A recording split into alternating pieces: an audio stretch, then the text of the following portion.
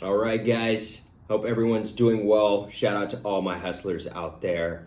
Again, I got a good gem for you here today. Definitely got the coffee going today. Coffee is for closers, as every broker knows. But today I want to walk you guys through what a commercial real estate deal looks like, kind of walk you through the deal process. And the example I'm going to be using is office leasing. So this example would cater around a company that's out there in the market looking to lease an office space. We'll start from the moment that they start looking for options up until the point that a lease is executed and a handoff is made to the property managers. And again, guys, I have tons of experience doing this as a landlord broker. My initial career, I was really more so a tenant rep broker, meaning I was working with companies that were looking for office space. I would represent them. And so I've done deals not only in the state of California, been very blessed to have some of my California companies who then expand their footprint in other states like Vegas and Texas as well. So a lot of experience, not only working in this specific market, but other markets as well. So have a really good grasp and can definitely simplify office leasing. But today I want to talk the first step in that deal cycle is the survey stage. So meaning we are out there looking for options that will be best suited to the company's needs. And again, just as a recap, a typical general office user could be, a marketing company, a financial services company, wealth management, law firm, IT, you name it. Again, the sole purpose for them using office space is just general office, mostly administrative work. You have large open area maybe for some cubes for their employee. That's going to be the type of tenant that is going to be leasing office space. So the first step in that deal cycle is the survey. And typically I'm making the assumption in this example that I'm representing them. So I'm the tenant rep broker in this example. So first thing they're going to ask and discuss with me is what are we going and hunting?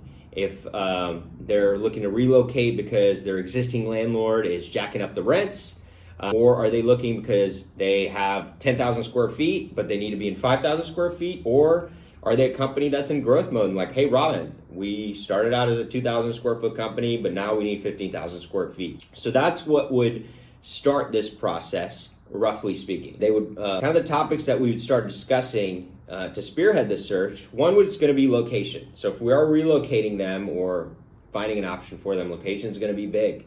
So what does location really entail? So for a company, an ideal location could be one, it has a prestigious address. Maybe they feel that the name recognition that city that they want to lease in could help their business. Another component of that could be if we were located in X city, we as a company have a better chance of hiring better talent. So that's another reason why location is very important and something I pay attention to when my clients, discuss their needs with me.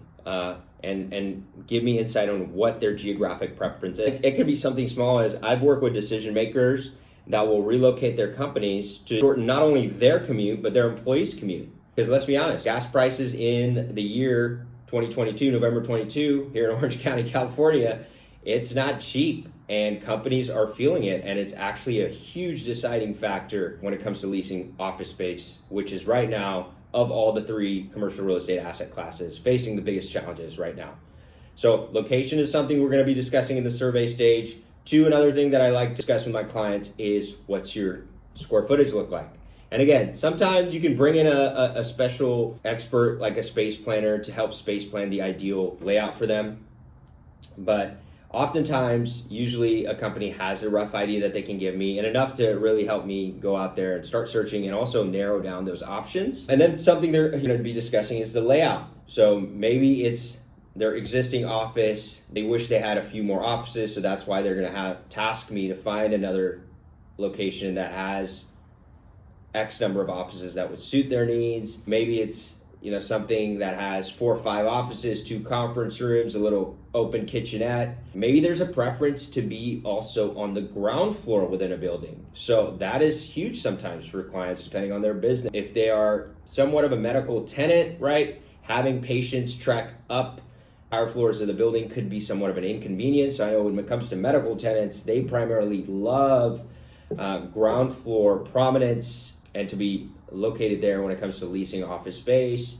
So Just what I've learned in this business is always pay attention to your client's needs, and that just makes my job as the tenant rep broker easier when I'm out there hunting, narrowing down options for them. Another thing that is important now more so than ever in the decision-making process and surveying options is whether or not that specific office building or location has amenities. So amenities could be located within the building or they can be close by. So what kind of amenities are typically important to general office users?